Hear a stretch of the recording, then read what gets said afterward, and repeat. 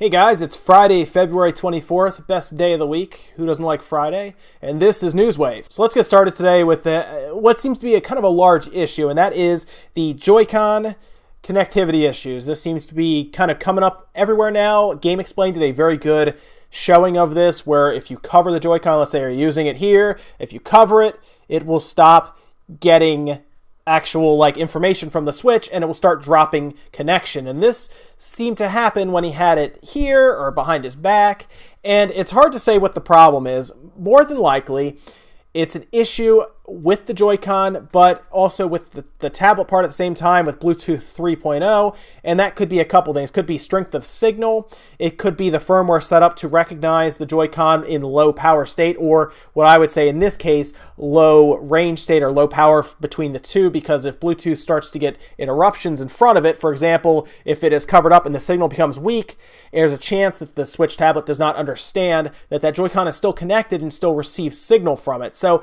I do think that this could be solved in, say, a firmware upgrade or a patch that comes out hopefully day one. I cannot imagine that Nintendo is sleeping on this one, because this is a big deal. This means that the Joy-Cons could be rendered useless or unplayable at certain times depending on how you're holding it. I mean, this is almost like, it kind of reminds me of when the iPhone 4 came out and you had to hold it a certain way or you would lose connection to the cell tower by holding it kind of like this. So I hope this is just something that is easy to patch. I do think it will be fixable in a patch. I don't think the Joy-Cons are faulty or anything outside of software. I don't think there's a hardware issue. I wish I had a Joy-Con so I could take it apart and look, because believe it or not, there are ways to extend antennas internally, and maybe that's, if it's still doing this, maybe there's an experiment out there for me to do the weekend the Switch comes out with the Joy-Con, but we'll see if that patch fixes it. Speaking of that day one patch for the Switch, we also found out that patch will also add eShop capabilities online with social media and everything for the Switch. Nintendo has said that this patch will go live ahead of the March 3rd release. I assume that means like March 2nd it'll be live for reviewers and previewers to look at as well, but this will give us access to eShop purchases and just looking at the eShop apparently, online multiplayer, sharing images, social networks. Remember how you take a picture with that share button and you can label it and then you can put it on things I assume like Twitter and Facebook, and then just connecting to public internet hotspots.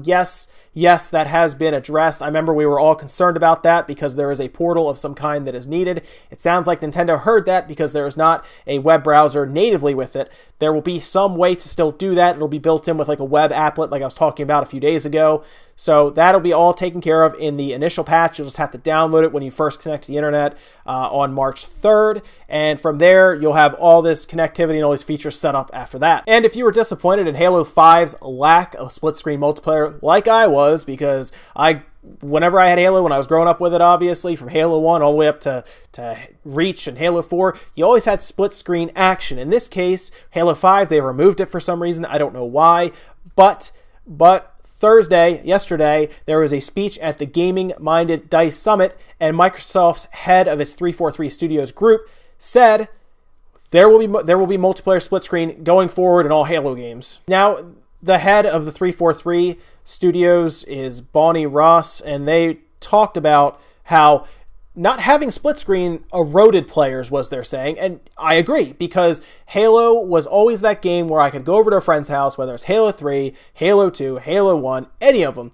and you can play together on the same screen with split screen action. It was great. I loved Halo 3 for that. Halo 2 was great for that. You only needed one Xbox, one game, 4 controllers, and you just go and you play online, you play together. I love the fact that was the first real game I played where everybody could have their own screen, obviously on the one large screen, but you could all play together. And if you didn't have an Xbox Live account, you can play as a guest with your friend. So you could still play online in social matches. And I think that was great. That really made Halo seem like a couch shooter that was there to stay. And then Halo 5 comes out and I think ruined the whole appeal of Halo in the first place, which is the fact that you and some friends can play together on the same screen. It was always like that, and they kind of took it away, and that really hurt my impressions of Halo 5. I'm glad that they realized that was a mistake, and it sounds like Halo 6, whenever that does decide to come out, which Honestly, at this point, Microsoft may need to push that forward. Maybe we see it at E3, I don't know. But I do see the actual split screen part coming back, and I'm excited for that because that's what made Halo Halo. So with that, guys, let's jump back to the Switch. There's so much Switch stuff happening right now. It's crazy. We had Game Explain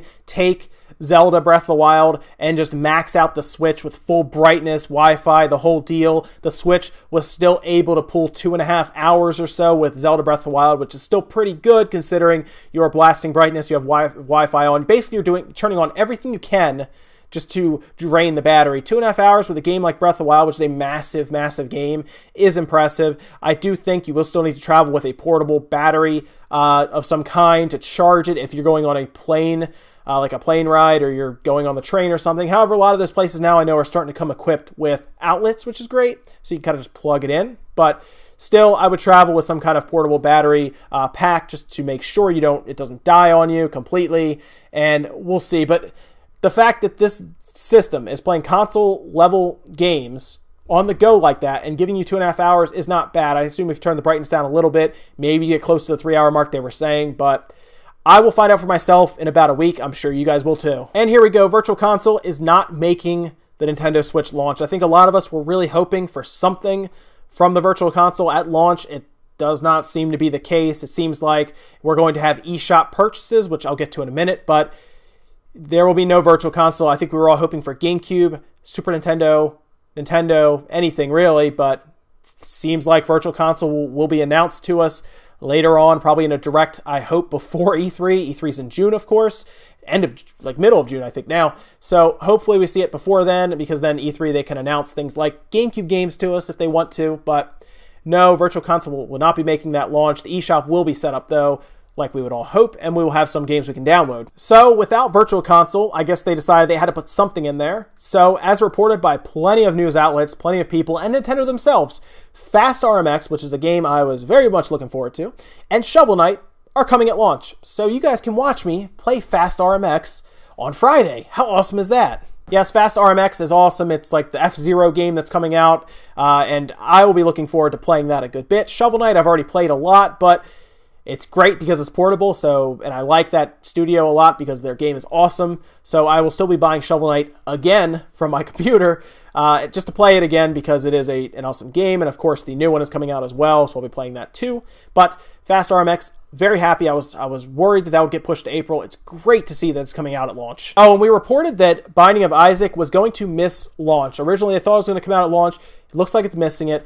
But it looks like Amazon, Best Buy, all the sites have now posted it for launching March 17th, and it's going to have that physical copy as well. Seems like maybe they pushed it back to get the physical copy out, I assume. The game is probably done, but they wanted to put that physical copy out.